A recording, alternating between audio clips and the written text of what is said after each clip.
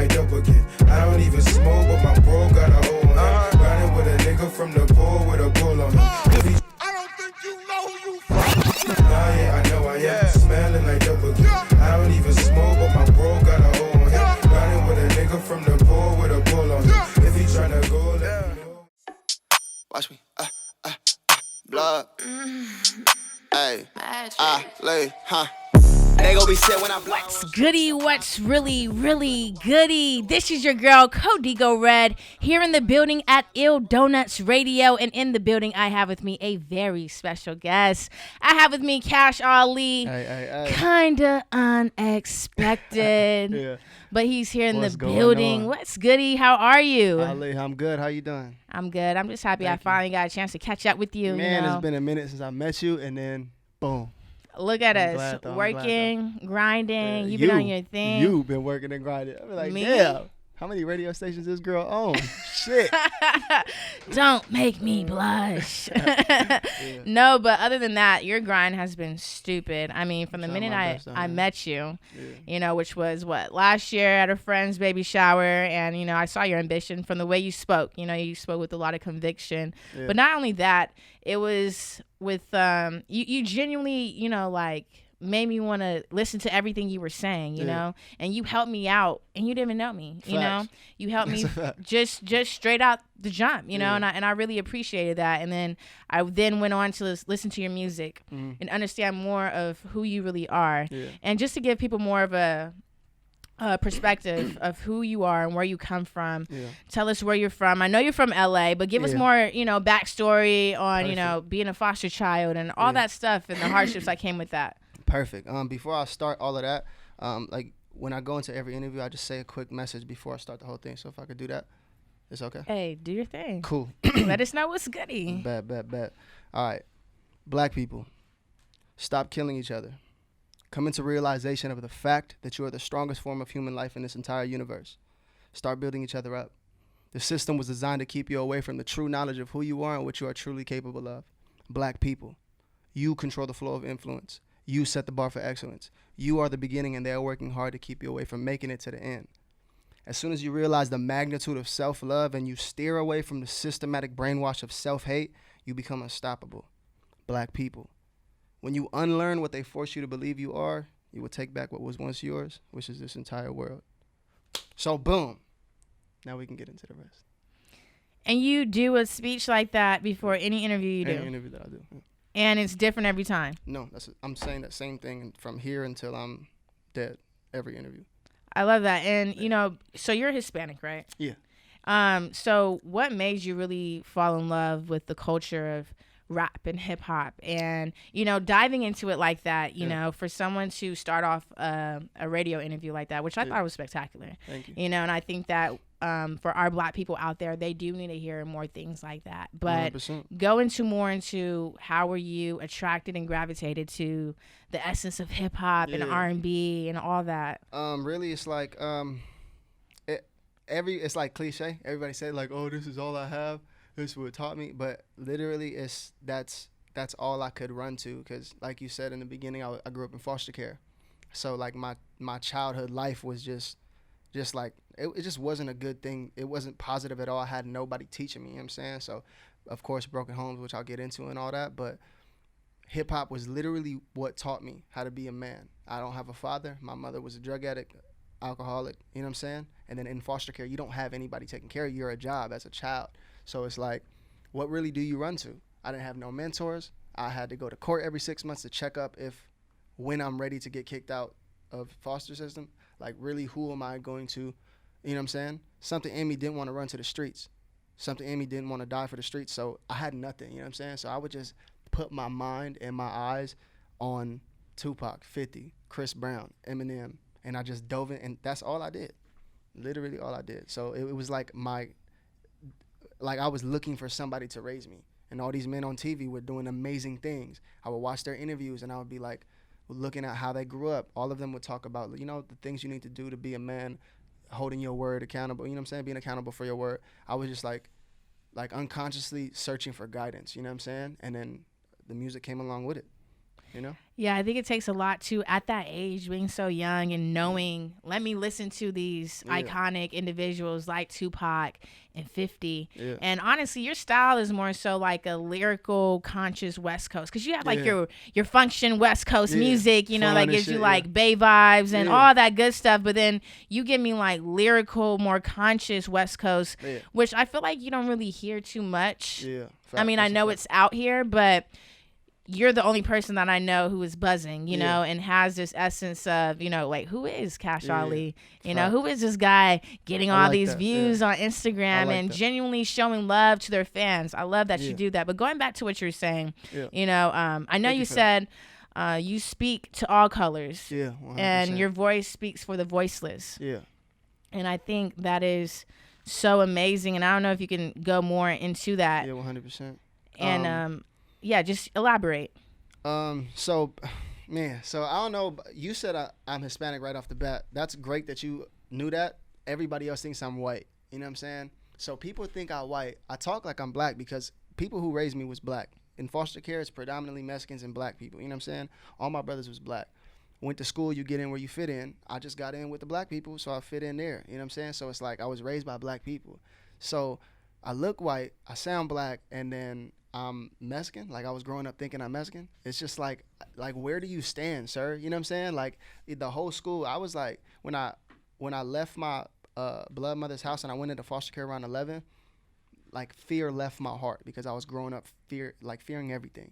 So when I left, I felt safe. I was like, wow, I can be somebody now. Like, I can rap if I wanted to. I can dance. Like, my mind just blew up, and I blame it on God. Like, my mind just changed instantly. So I started like just doing whatever I wanted to do. I was no longer scared. You know what I'm saying? So it's like I just dove into what I wanted to do best, which was like music and stuff like that. And everybody thought that I was something, like, you know what I'm saying? Like, oh, he's a white boy who thinks he's black. But really, it's like I think I'm Mexican. So when I say like the voice of the voiceless, it's like I really had no direct place of where I should be. You know what I'm saying? There's a lot of people out here that they be in, like, sometimes you see white people hanging out with black people. They don't really, you know what I'm saying? At the end of the day, you're not black. You're not black. You're a white. But if you go to your white people, they're going to look at you like you think you black. It's like you have no place. So growing up, I really had no place. Because at the end of the day, the people who I was looking at as my brothers, they was like, oh, yeah, that's the Mexican homie. You feel me? I'm like, this is my brother. And they like, yeah, that's the Mexican homie. You understand? So it's like, and then if I go talk to the Mexicans, because I thought I was Mexican, which I am not, the Mexicans didn't like me because they're like, you're Mexican and you think you're black. We don't like that. You know what I'm saying? I've never known a white person, so I can't really speak on the white people. You know what I'm saying? So it's like, just been impacted by the culture. You know what I'm saying? In so many it's ways. Like, I can't, my voice speaks for, like, who? You know what I'm saying? Like, who's gonna, like, the way that I look at, like, influence is that person has to be able to put themselves in your shoes. You dig what I'm saying? So it's like, a black person sometimes can't put themselves in my shoes because I'm not the skin color. I don't go through what you go through. You did? So it's like, the white people, they can't do that either because actually I'm not white. The Mexicans, they can't do that because I'm not Mexican. So who the fuck is, you know what I'm saying? So that's what I mean. Can I cuss on here? Yeah, all do right, your thing. My bad. Of course. So, yeah, it's like, who can really relate to me? You know what I'm saying? Yeah, and what I love about what you're really saying is that it's not, I mean, culture, of course, is beautiful, and it has a lot to do with how people express themselves. Yeah. But essentially, you're saying, you know, I'm a human, I'm a person, 100%. And yes, I have been impacted by this culture, but I'm not trying to be impacted by, like, not impacted, but part of this culture. I'm not running around here saying I'm black. Yeah, you're not running around here saying, hey, look at my brother. No, sir. No, you're just out here really doing your thing, and you know, I like how you have in your bio on Instagram, your next song's gonna make you blow up, or one song away from blowing up. One song away from blowing up. Oh, and mind you, before we get to the topic, I'm Creole. My dad is Creole and Native American. I'm half Native American, and my father's Creole. Anybody else who figured that out, who looks like me and comes from where I'm from, would post it everywhere that I am black, because technically my dad is half black. Creoles are black. Yeah. But I am not black. Because there's different types of Creole. There's a different type of Creole on top of that, but what I think there's something more of being black. It's about looking black and actually being black. You're treated differently. I didn't get treated like a black man growing up in my life, so how the fuck can I say I'm black? You know what I'm saying? I'm not getting pulled over. You getting pulled over. You know what I'm saying? So what I'm gonna run around saying that because I got 8% sub-Saharan African in me? I No, mean, yeah, sir. You know what I'm yeah. saying? But I can't do that. I don't feel comfortable, and I don't think it's right for other people to do that. You know what I'm saying? No matter what culture brought you up, you are not that person because you don't know what it's like to be. My brothers are black. My brothers who I grew up with, I live with my brother. He's a black man, and I see how the world treats him differently. You know what I'm saying? They don't treat me that way. So, you know what I'm saying? Yeah, and I understand what you're saying, and I think that it's still okay to own that, that blackness in you, even though you may not get treated like the stereotype or whatever. I still think that you still reflecting who you are and how it impacts you is just enough. So let's go more on though about you and you as just not just being a rapper, but I mean, we've known you in the past to be on YouTube, doing your things with Kelly Sweets. But we don't have to dig too deep into that, but I think it's funny though too how people will often try to knock you down, and I don't know how you keep up with people trying to always come at you, come for your head, leaving comments in your under your pictures. Well, thank God that shit died down now, but like, man, it took a long time. It took about like a cold 8 to 9 months of just like rebranding and like getting away from that whole industry. You know what I'm saying? It's just like it was a hard situation to get away from, because that what happened through all of that was not the plan. You know what I'm saying? None of that shit was the plan. It failed. So.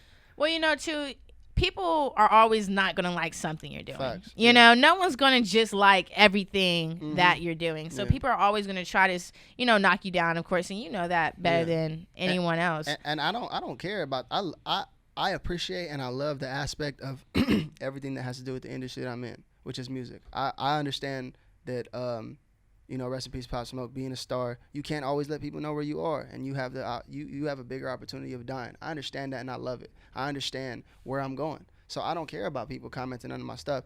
The reason why I was upset is because I didn't like what I looked like. You know what I'm saying? So when I was saying that, it's like, damn, bro, like I don't like how this looks.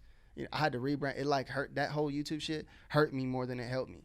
You know what I'm saying? Yes, I grew some fan base and some followers. They left because they wanted me for YouTube. I don't do YouTube. That's not what I'm about. I was trying to finesse for some money. You know what I'm saying? Both of us was. So it's like, I was more upset. I don't care what they think, because I'm hard regardless. I'm a blow up regardless. My music, my talent speaks for itself. When people look at me and they see my brand, I'm not a YouTuber. Come on now. Can't no YouTuber out here do what I do. That's a fact. So it's like, you know what I'm saying? It's just a fact. So it's like, I'm not worried about what they're thinking. I can deal with that later. Why is there so much... There's just so much animosity about like the fact of someone being a YouTube star and then they wanting to be a rapper at the same time. It's going back to what we first said, is that a lot of people, this hip hop shit, this music industry, it raised us. This is not like niggas is dying. Pop Smoke just died for what? For the culture. You know what I'm saying? And you're just gonna, because you're popping and you have this outlet, you're gonna jump in music and be like, man, I'm popping and I could do what I want. That's fine, bro. Have fun. But the difference about it is the way that a lot of these YouTubers act and how they make you feel, how great they oppose you. You know what I'm saying? Like, they really feel like they can step in the same circle as you and not have talent, though. Have zero talent, and then tell you I'm the motherfucking man, because your following from YouTube is feeding this music that you have. You're really not jumping. You are not. A lot of these popping YouTubers, they're not superstars. There's a difference between Hollywood and YouTube. Everybody knows that. You know what I'm saying? Nobody's checking for y'all like that. The YouTube world is, and don't get me wrong, I'm not knocking none of the YouTubers. It's just a different lane.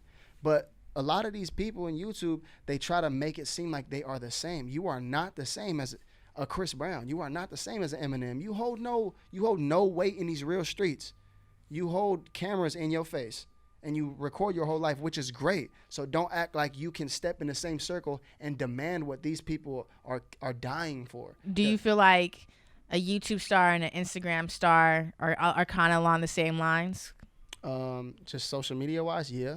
Like that like I respect all that they're doing. I think it's beautiful. Like, one of my good friends' name is Deshae Frost. He's a YouTuber. Mm-hmm. He's a rapper too. You were just in the studio with him not too long ago. I helped him write music. I did a lot of shit for him. You know what I'm saying? It's like he asked me for all the knowledge about YouTube. Like, for music, I taught him what split sheets was. I taught him how to sell his music. You know, I talked to him deeply about music.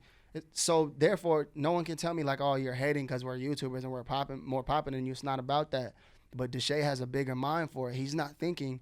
He knows that he has to work his ass off to be in this music world.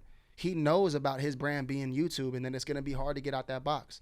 A lot of these YouTubers, they don't even think they're in a box. They think that they can just pull up. So while you were on YouTube, basically, you saw more. That's Saw why everything. you ended it. That's why you ended it with met, Kelly Speaks. I met all of the popping YouTube stars, and like they will make you feel like you are little. You know what I'm saying? I don't give a fuck about none of that because I don't give a fuck if Dr. Dre himself looked at me and said, you ain't shit and you're never gonna be nothing. I'll tell him to suck my dick and watch me. Just watch me do this. Suck my dick and I'm out. But not saying Dr. Dre, I don't like him. That's the motherfucker. I love to you, Dr. J. I'm just saying, like, in general, I don't care who it is. You're not going to faze me with how you feel about yourself. I'm glad you're confident. But the thing about a lot of these people that I met in the YouTube world, they just feel like they are on top of the world because they're doing nothing and they're getting hundreds of thousands of dollars every month. And money makes you feel different. You know what I'm saying? I've touched money before and it made me feel a little different. Thank God I got a good relationship with God. He told me to sit down. But it's just like, I understand that situation. These people, they feel invincible. You know what I'm saying? They feel invincible and they try to impose that on other people, making videographers, making editors, making artists like myself. I had 0 followers. Feel like I'm little. But in reality, bro, if you put on a mic, I'm going to smoke you. If you put on some music, I dance. I'll smoke you on the dance floor. You know what I'm saying? Like these YouTube, what are you going to do? You going to edit a video better than me? Bet. Go ahead and edit your video, and I'm going to go over here and be an artist. You know what I'm saying? Like, that's my biggest thing is, like, a lot of these, even artists that are not YouTubers, a lot of artists in here, they be trying to, like, make it seem like they are the GOAT, the greatest. No, but like Lil Baby, you know, you got something to prove, you know. Something to prove, you know. You really do, and blow up. You know, the 2 words that we've really been saying a lot this entire interview is blow up. Yeah. And not to mention, you know, you have your latest single called Blow Up. Yeah. So make sure you do go stream that. Yeah, stream that ASAP. The video gonna come out the end of the month, and then that's gonna be even better. Yes, and speaking on those, you know, videos, what song do you feel like really indicates the growth that you have had since the beginning when you started music versus you now? Damn. When I first started music, I was weak as fuck. I can't even front. I was ass. Like it was bad. I'll never show anybody that first shit that I did ever. But just coming from that, are you saying like what song? Yeah, what song do you feel like? What song, what music video do you feel like, or any type of expression that you've done, do you feel like, but more so a song that you have made that really represents the growth that you have had as an artist? 100%. My last single and video is called I've Been, and I feel like that is like the perfect representation for what you just asked because it's like I was low-key singing on it. It's just to me that shit is like a musical in my opinion. Like the way I did that song and how I finessed it is just like it's beautiful. Like how I put a lot of emotion into it. You know what I'm saying? And where I'm at now, I feel like you can listen to certain artists and you can kind of feel from what you're listening to if they're amateur or not. And when I listen to that song, I try to get beside myself. It already sounds like I'm a superstar. That's how I feel from that song, you know what I'm saying? So judging that song to how I first started, it doesn't even sound like the same person. You know what I'm saying? To me, it's just like, damn, this actually sounds like somebody who has Grammys and shit. You know what I'm saying? Because that song to me is just like so well put together. Like the amount of effort I put into it. Like while I was recording that song, I lost my voice. Like it was gone. But I had to keep finishing it, and as I finished it, me losing my voice sounded like I was crying, and the lyrics and depth of that song was deep. So I was like, that shit is perfect. So it was like divine direction that made the whole shit, you know, into that. What I like about what you really said is I like the fact that you said that you're a superstar. Yeah. You know, and I think that most people, you know, of course, you should believe you are a superstar, but your delivery, you know, delivery is everything when it comes to music. Yeah. You know, most artists nowadays, which is cool, you know, we have more so about, we're like in this vibe right now of like laid back, you know, coming from the trenches, you know, this is what I've been through, but we haven't really got a chance to get to that consciousness of you speaking on political issues and social issues, you know, that's showing how much you have been impacted by Tupac in the 50s. Impacted by life. Impacted by life. Yeah. And that song specifically, I Been, my favorite song from you, off top. And I totally agree with you. I've watched most of your videos. I think you have like 16 videos on YouTube right now. Like that, You have a couple songs on iTunes. You have your album Effort, you know, and your singles, right? Shout out to Effort. That's my shit. Effort, but also seeing the effort and the growth that you have had since that last album, Effort. You know, and I feel like you said, I Been was really a musical. Yeah, that's how and I feel like just the way you did I Been was really just gave people a new perspective of who is this, you know, kind of unexpected Cash Ali, you know, and super vulnerable on that shit. Super vulnerable, and you're vulnerable in your other songs, but the vulnerability you had in this song it showed more sensitivity. It was deeper. It was much deeper. I'm glad you saw that. Yes, for sure. And I mean, from the moment you had me, you know, from instantly, I watched the video about 3 to 4 times. I actually cried the first time. Yeah. Everybody kept saying that. That shit was making me feel so good. I was like, damn, I'm hitting these people. You know what I'm saying? That's perfect. This is the difference. I hate to go back onto this YouTube shit. By you just saying that, that's my dream come true. You'll tell this to some of these anybody who's not really into music, and it's like, thanks, baby. They don't care. You know what I'm saying? They're just having fun. Get out of here, bro. This is a culture. This is a lifestyle that we want to die doing. I want to die doing this shit. I'll die doing this shit. That's on God. I'll die for this shit. So it's like, you know, but back to the regular shit. What you just said is like, that's just all I want to do. You know what I'm saying? That's all I want to do. That's what saved me. You dig what I'm saying? Like, I was a child looking for something, and these artists put something in my ear, and I felt something. Then I grew up, you know? That's all I'm trying to do. So what's the next big strategic move for Cash Ali? In terms of that's, you know, being more exposure or that's it. More music. I just got a PR. I'm at the point where it's like, I feel like a lot of artists go through this. They feel like they have done what they can do for themselves. I'm at that point. So I'm hired a PR. I'm getting in contact with Worldstar. I'm looking for everybody else to do what they have to do for me now. You know what I'm saying? Because like, my brand is untouchable. My look is untouchable. My sound is untouchable.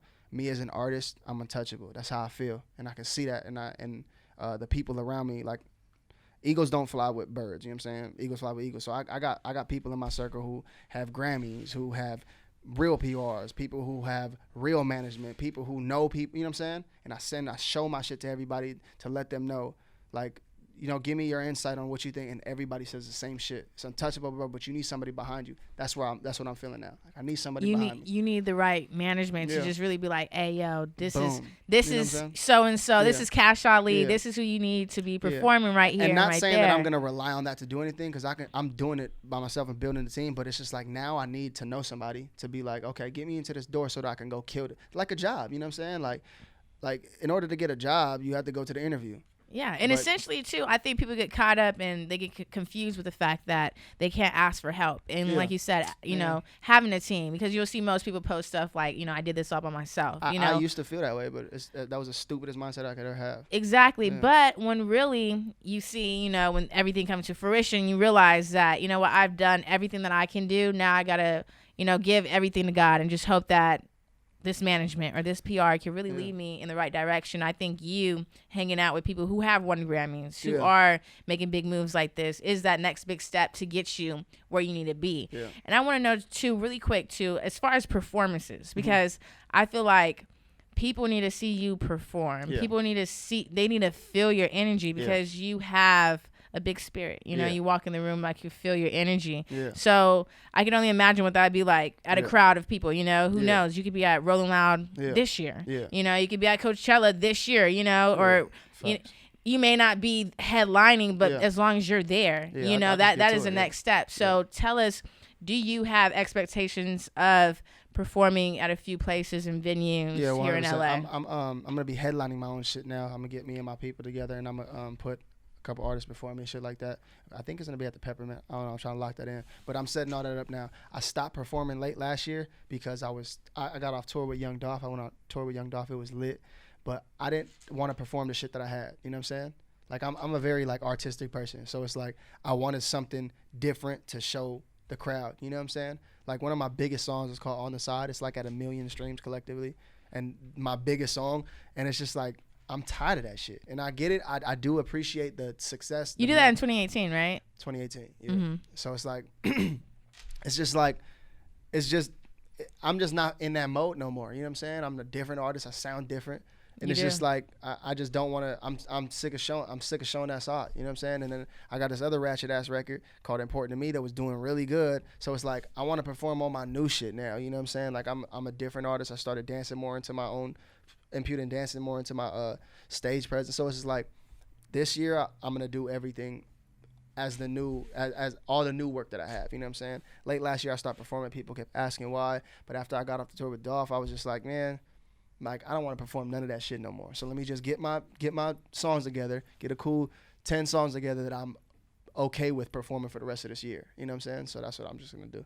Yeah, that's great. And, you know, I know you're going to continue to get more 100%. Affirmation that you're moving in the right direction 100%. And keeping everyone excited. Yeah. You know, from you doing skits to you being on YouTube, you know, you being with Blaming on Quay. You know, for those who don't know, go check my guy out. He does everything. He's just not just a rapper. He's a motivational speaker. Yeah. You know, you are an inspiration. You're an icon. Thank you. Everything more.